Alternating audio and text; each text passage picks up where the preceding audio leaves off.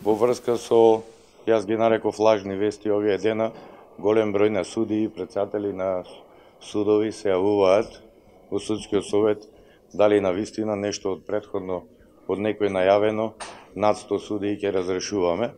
Значи тоа воопшто не е точно. На некои медиуми тоа го демантирав. Меѓутоа, еве сега има можност сите медиуми да објавите. Значи едно е представка, друго е барање за разрешување. Во овој момент, до овој момент, во Судскиот совет на Република Македонија, вкупно има 219 представки и поплаки доставени од граѓаните и правни лица за работа на судиите или председатели на судови. Во оваа бројка е и бројот на представки и поплаки кои што ги добивме, односно се вратени во работа кај нас, а не завршени или не започнати од веќе укинатиот Совет за утврдување на факти за одговорност за судија. Вкупната бројка на барања за одговорност за судија, доставени во форма согласно Законот за судски совет, која е строго формална, се 5.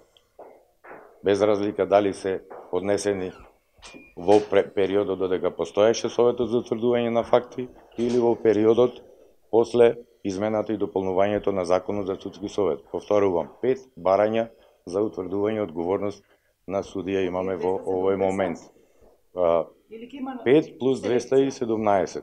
Значи тие 217 се, ве молам да не ме упаѓате, се представки и поплаки од граѓаните за кои согласно Законот за судски совет најмалку еднаш месечно треба судскиот совет да одржува седници, исто онака како што до пролета 2015 година, пред да биде укинат Советот, пред да биде формиран со закон Советот за утврдување на факти, па надлежноста за постапување по представки на судскиот совет беше делегирана кај тој совет.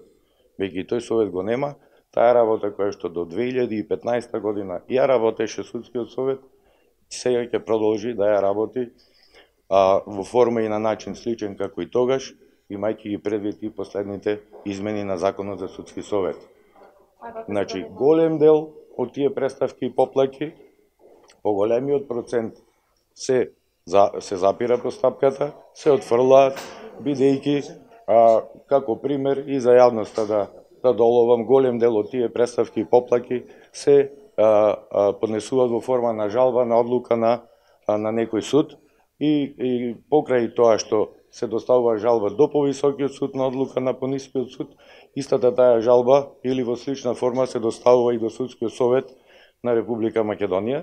Таквите представки и поплаки нормално е, како еден пример го давам, како форма на представка или поплака која што не може тука да се разгледува, туку за одлуките на пониските судови одлучуваат повисоките судови. Ќе ставите на дневен ред, кога ќе го ставите на дневен ред извештајот за Атмосот, зашто досега не е ставени, зашто има големи разлики меѓу вашите наводи како судски совет во однос на забелешките кои што ги откри комисијата на Министерството за правда, односно зашто таму нашле толку многу забелешки вина. Значи не знам од каде ви е информацијата дека нашле толку многу забелешки. Значи тоа е, ќе повторам по кој знае кој пат, дека е обележен како строго доверлив материјал. Значи во фаза на добивање на безбедносен сертификат се членовите кои што го немаат. Во моментот таков безбедносен сертификат имаат 6 членови на Судскиот совет. Ќе повторам, мене не ми се јасни причините зошто е така класифициран тој материјал. Ништо помпезно, ништо страшно, да речам, како што е најавено, како што се јавува во медиумите, во тој извештај го нема. Јас имам безбедносен сертификат, го имам разгледано, така што не сум уведен дека има многу разлики во она што ние досега, кога сме работеле, сме го констатирале, има разлика во тоа што е утврдено во тој извештај. Значи нема, значи сега во моментот нема да навлегувам натаму, ќе дополнително ќе добиете информација за тие предмети за кои што се шпекулира дека се на некаков криминален начин заведени. Значи, ќе се обратите во јавното обвинителство, ќе информираат. Значи, БДИО, ако нема елементи за одговорност, БДИО е отворено. Значи, елементите за одговорност ги утврдува јавното обвинителство за кривична одговорност на Судскиот совет.